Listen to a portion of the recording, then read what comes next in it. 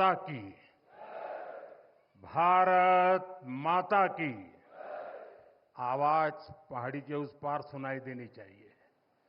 भारत माता की, भारत माता की। लद्दाख के lieutenant governor BD Mishra ji, केंद्रीय मंत्री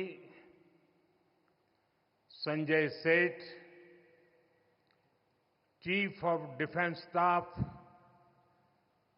जनरल अनिल चौहान, तीनों सेनाओं के सेनाध्यक्ष करगिल युद्ध के समय सेनाध्यक्ष रहे जनरल वीपी मलिक जी,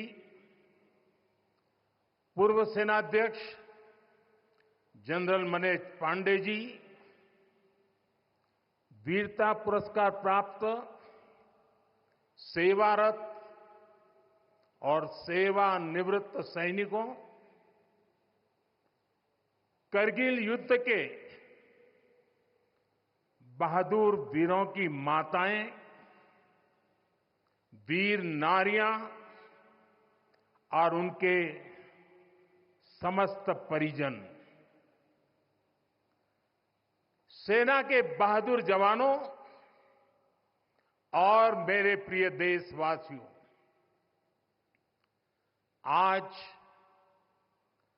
लद्दाख की ये महान धरती कारगिल विजय के 25 वर्ष पूरे होने की साक्षी बन रही है। कारगिल विजय दिवस हमें बताता है कि राष्ट्र के लिए दिए गए बलिदान अमर होते हैं। दिन, महीने, वर्ष, सदियां गुजरते हैं, सर्दियां भी गुजरती हैं, मौसम भी बदलते हैं, लेकिन राष्ट्र की रक्षा के लिए अपनी जान की बाजी लगाने वालों के नाम अमिट रहते हैं। ये देश हमारी सेना के पराक्रमी महानायकों का सदा सर्वदा ऋणी है। ये देश उनके प्रति कृतज्ञ है। साथियों, मेरा सौभाग्य है कि कारगिल युद्ध के समय मैं एक सामान्य देशवासी के रूप में अपने सैनिकों के बीच था। आज जब मैं फिर करगिल की धरती पर हूं, तो स्वाभाविक है वो स्मृतियां मेरे मन में ताजा हो गई है। मुझे याद है किस तरह हमारी सेनाओं ने इतनी ऊंचाई पर इतने कठिन युद्ध ऑपरेशन को अंजाम दिया था। मैं देश को विजय दिलाने वाले ऐसे सभी शूरवीरों को आदरपूर्वक प्रणाम करता हूं। मैं उन शहीदों को नमन करता हूं जिन्होंने कारगिल में मातृभूमि की रक्षा के लिए अपना सर्वोच्च बलिदान दिया। साथियों, कारगिल में हमने केवल युद्ध नहीं जीता था, हमने सत्य, संयम और सामर्थ्य का अद्भुत परिचय दिया था। आप जानते हैं, भारत उस समय शांति के लिए प्रयास कर रहा था। बदले में पाकिस्तान ने फिर एक बार अपना अविश्वासी चेहरा दिखाया।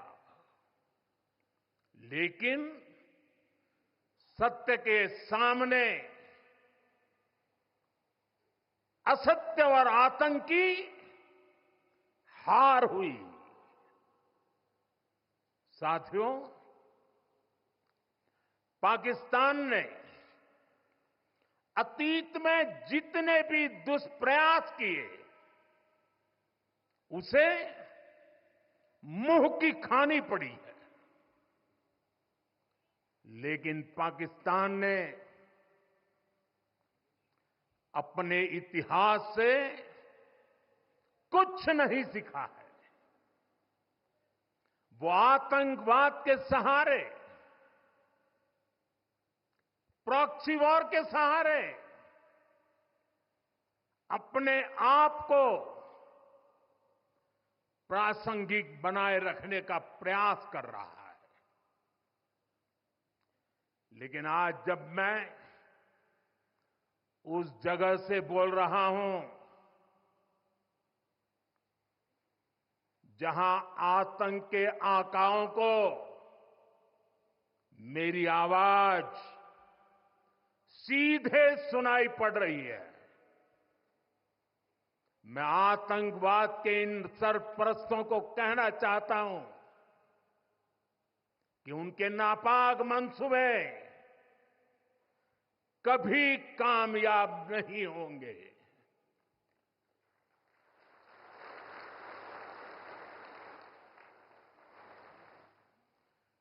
आतंकवाद को हमारे जाबाज पूरी ताकत से कुचलेंगे। दुश्मन को मुंहतोड़ जवाब दिया जाएगा। साथियों, लद्दाख हो या फिर जम्मू कश्मीर, विकास के सामने आ रही हर चुनौती को भारत परास्त करके ही रहेगा।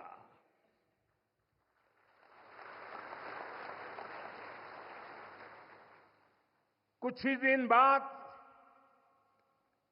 इस 5 अगस्त को आर्टिकल 370 का अंत हुए 5 वर्ष पूरे होने जा रहा है। जम्मू कश्मीर आज नए भविष्य की बात कर रहा है, बड़े सपनों की बात कर रहा है। जम्मू कश्मीर की पहचान G20 जैसी ग्लोबल समिट की अहम बैठक करने के लिए हो रही है। इंफ्रास्ट्रक्चर डेवलपमेंट के साथ साथ जम्मू कश्मीर, लेह, लद्दाख में टूरिज्म सेक्टर भी तेजी से ग्रो कर रहा है। दशकों बाद कश्मीर में सिनेमा घर खुला है। 3.5 दशक के बाद पहली बार श्रीनगर में ताजिया निकला है। धरती का हमारा स्वर्ग तेजी से शांति और सौहार्द की दिशा में आगे बढ़ रहा है। साथियों, आज लद्दाख में भी विकास की नई धारा बनी है। सिंकुल्ला टनल, इसके निर्माण का काम शुरू हुआ है। सिंकुल्ला टनल के जरिए लद्दाख पूरे साल हर मौसम में देश से कनेक्टेड रहेगा।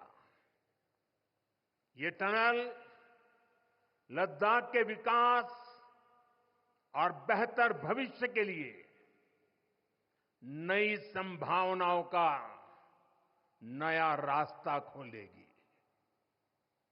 हम सभी को पता है कि कठोर मौसम की वजह से लद्दाख के लोगों को कितनी मुश्किलें आती हैं।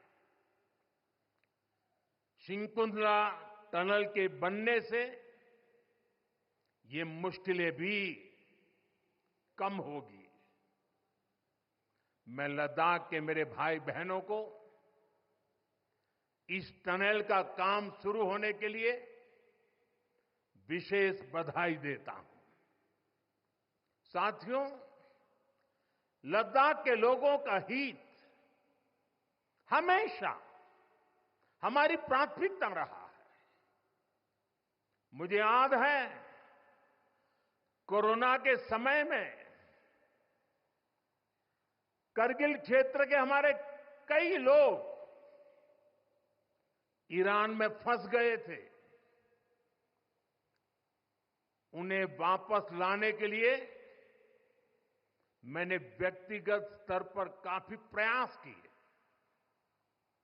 ईरान से लाकर उन्हें जैसलमेर में ठहराया गया था और जब स्वास्थ्य की दृष्टि से पूरी तरह संतोषजनक रिपोर्ट मिले, उसके बाद उन सबको उनके घर तक यहां पहुंचाया था। हमें संतोष है कि हम अनेकों जिंदगियों को बचा पाए। यहां के लोगों की सुविधाएं बढ़े, ईज ऑफ लिविंग बढ़े, इसके लिए भारत सरकार निरंतर प्रयास कर रही है। बीते 5 वर्षों में ही हमने लद्दाख के बजट को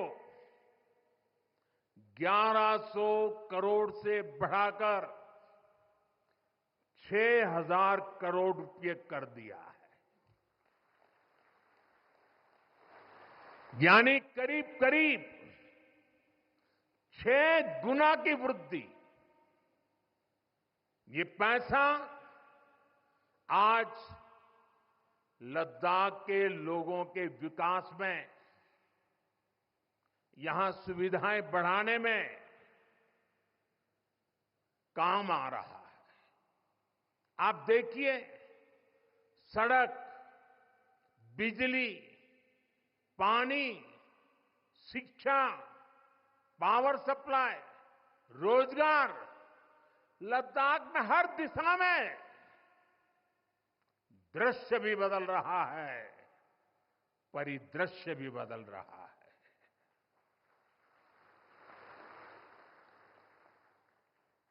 पहली बार यहां होलिस्टिक प्लानिंग के साथ काम हो रहा है। जल जीवन मिशन की वजह से अब लद्दाख के 90% से ज्यादा घरों में पाइप से पीने का पानी पहुंच रहा है। लद्दाख के युवाओं को क्वालिटी हायर एजुकेशन मिले, इसके लिए यहां सिंधु सेंट्रल यूनिवर्सिटी का निर्माण हो रहा है। पूरे लद्दाख क्षेत्र को 4G नेटवर्क से जोड़ने का काम भी चल रहा है। 13 किलोमीटर लंबी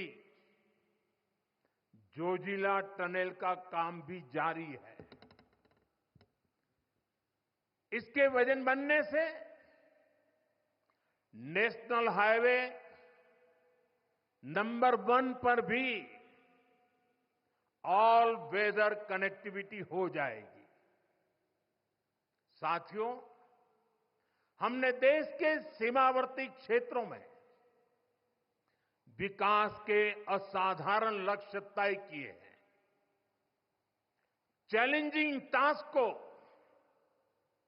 अपने हाथों में लिया है। बॉर्डर रोड ऑर्गेनाइजेशन बीआरओ ने ऐसे लक्ष्यों को पूरा करने के लिए अभूतपूर्व गति से काम किया है।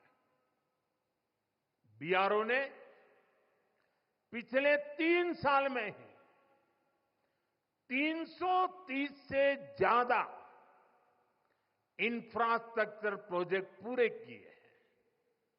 इसमें लद्दाख के विकास कार्यों से लेकर पूर्वोत्तर में सेला टनल जैसे प्रोजेक्ट भी शामिल है।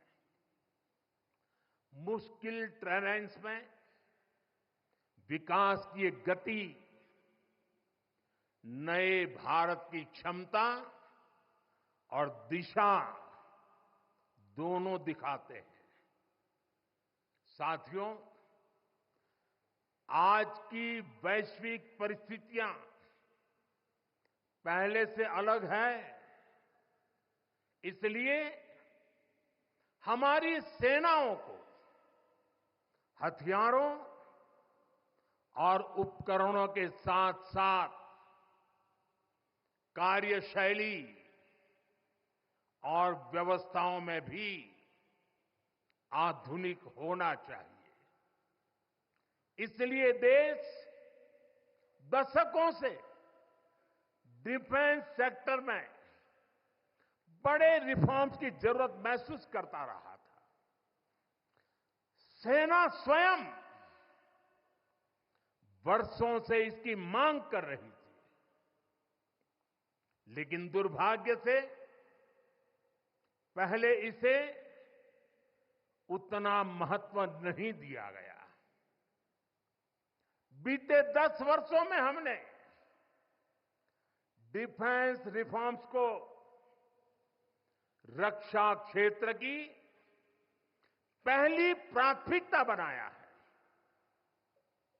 इन रिफॉर्म्स के कारण आज हमारी सेनाएं ज्यादा सक्षम हुई हैं, आत्मनिर्भर हो रही है। आज डिफेंस प्रोक्योरमेंट में बड़ी हिस्सेदारी भारतीय डिफेंस इंडस्ट्री को दी जा रही है। डिफेंस में रिसर्च एंड डेवलपमेंट बजट का भी 25% प्राइवेट सेक्टर के लिए रिजर्व किया गया है। ऐसे ही प्रयासों का परिणाम है कि भारत का डिफेंस प्रोडक्शन अब 1.25 लाख करोड़ रुपए से ज्यादा हो चुका है। कभी भारत की गिनती हथियार मंगाने वाले देश के रूप में भी थी। अब भारत एक्सपोर्टर के तौर पर अपनी पहचान बना रहा है।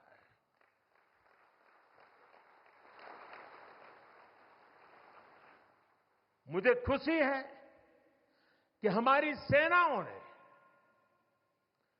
5,000 से ज्यादा हथियारों और सैन्य उपकरणों की लिस्ट बनाकर ये तय किया है कि अब ये 5,000 आइटम्स बाहर से नहीं मंगवाए जाएंगे। मैं इसके लिए सेना नेतृत्व को बधाई देता हूं।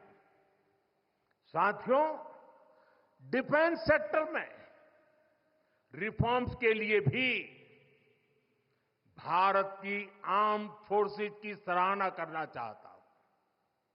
हमारी सेनाओं ने बीते वर्षों में कई साहसिक निर्णय लिए हैं।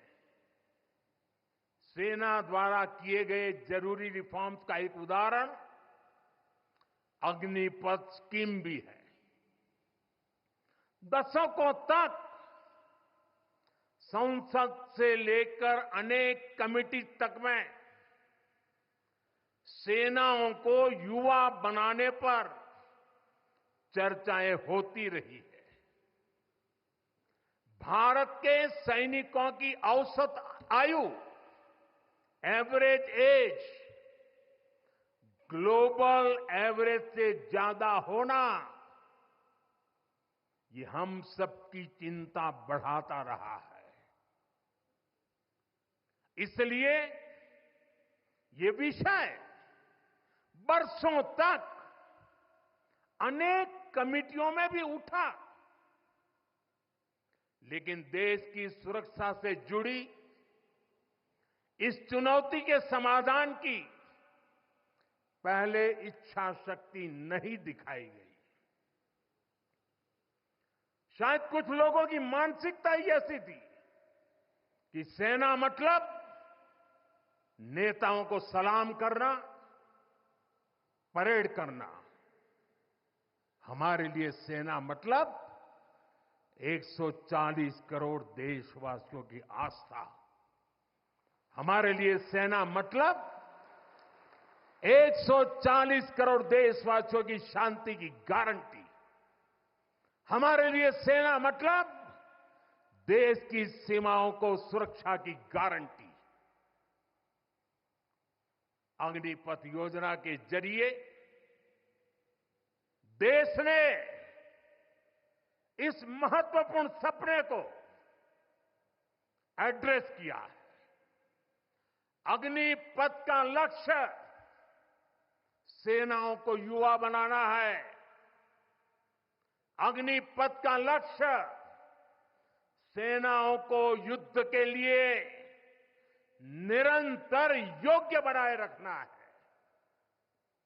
दुर्भाग्य से राष्ट्रीय सुरक्षा से जुड़े इतने संवेदनशील विषय को कुछ लोगों ने राजनीति का विषय बना दिया है। कुछ लोग सेना के इस रिफॉर्म पर भी अपने व्यक्तिगत स्वार्थ में झूठ की राजनीति कर रहे हैं। ये वही लोग हैं जिन्होंने सेनाओं में हजारों करोड़ के घोटाले करके हमारी सेनाओं को कमजोर किया। ये वही लोग हैं जो चाहते थे कि एयरफोर्स को कभी आधुनिक फाइटर जेट न मिल पाए।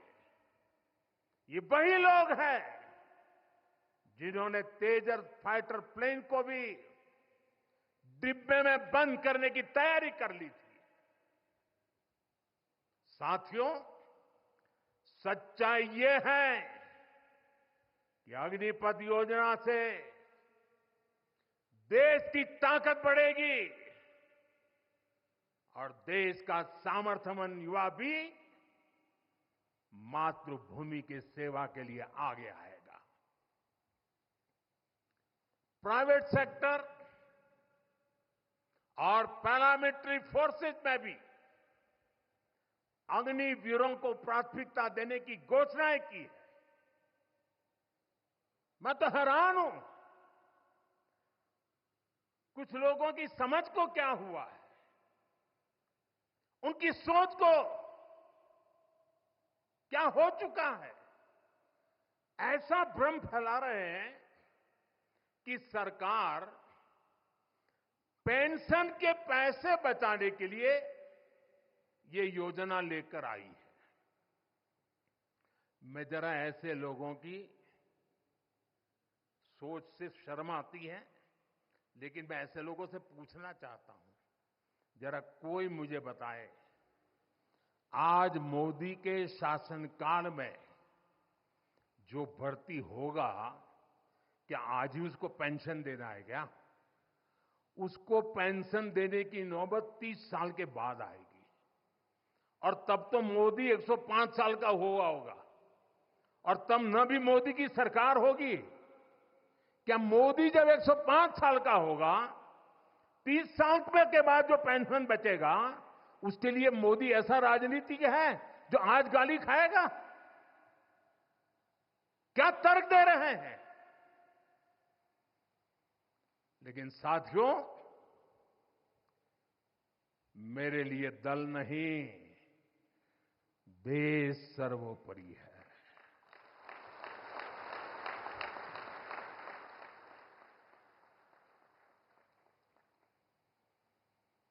और साथियों, मैं आज गर्व से कहना चाहता हूं, सेनाओं द्वारा लिए गए इस फैसले का हमने सम्मान किया है। और जैसा मैंने पहले कहा, हम राजनीति के लिए नहीं, राष्ट्र नीति के लिए काम करते हैं। हमारे लिए राष्ट्र की सुरक्षा सर्वोपरि है। हमारे लिए 140 करोड़ की शांति, ये सबसे पहले है। साथियों, जो लोग देश के युवाओं को गुमराह कर रहे हैं, उनका इतिहास साक्षी है कि उन्हें सैनिकों की कोई परवाह नहीं है। ये वही लोग हैं जिन्होंने एक मामूली रकम 500 करोड़ रुपए दिखाकर वन रैंक वन पेंशन पर झूठ बोला था। 500 करोड़। ये हमारी सरकार है जिसने वन रैंक वन पेंशन लागू किया। पूर्व सैनिकों को 1.25 लाख करोड़ रुपए से ज्यादा दिए गए। अब कहां 500 करोड़, कहां 1.25 लाख करोड़। इतना झूठ और देश के जवानों की आंख में धूल झोंकने का पाप। ये वही लोग हैं जिन्होंने आजादी के 7 दशक बाद भी सेना की मांग होने के बावजूद भी, देश के वीर सैनिकों के परिवारों की मांग होने के बाद भी हमारे शहीदों के लिए वॉर मेमोरियल नहीं बनाया। टालते गए, कमिटियां बनाते गए, नक्शे दिखाते गए।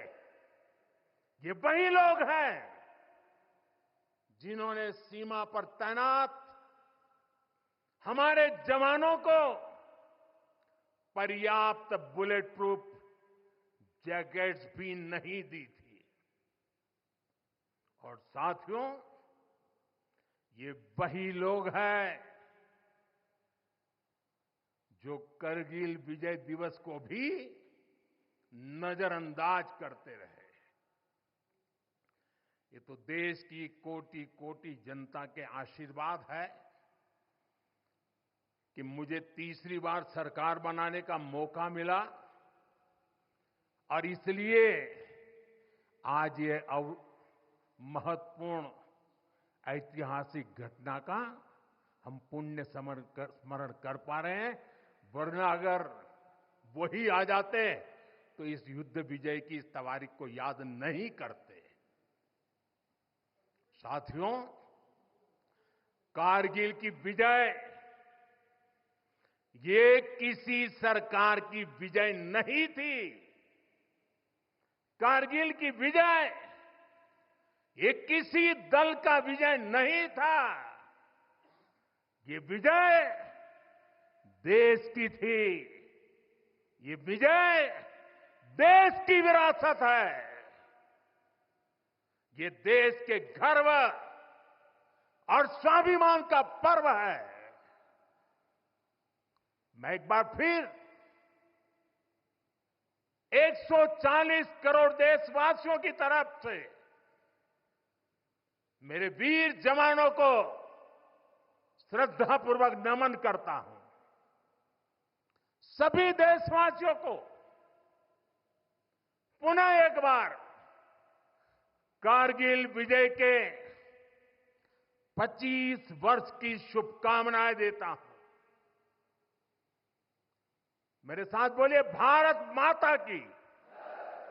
ये भारत माता की जय मेरे उन वीर शहीदों के लिए है, मेरे वीर भारत मां के वीर सपूतों के लिए है।